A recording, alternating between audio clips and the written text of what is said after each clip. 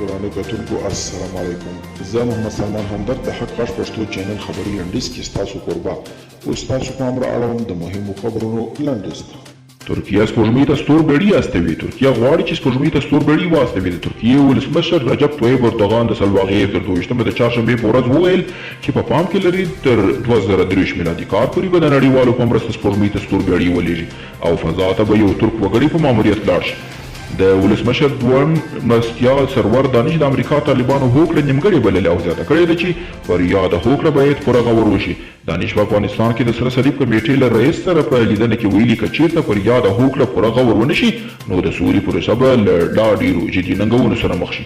د ولسي جرګې غړو د تېرې ورځې په غونډې په امتیازي ساعت کې په هېواد کې په تېره په کابل کې وروستۍ امنیتي پیښې د هدفي بریدونه د جدي اندېښنې وړ بللې.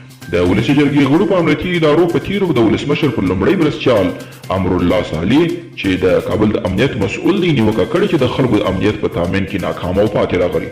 وروسته تر هغه چې د امریکا د بهرنیو چارو وزیر انتوني بلینکن وویل چې امریکا به د فلسطین د اشغال سیمې په اړه د ټرمپ اقدام تایید نه کړي، د اسرائیلو د لومړي وزیر بنیامین نتنیاهو سره راولید.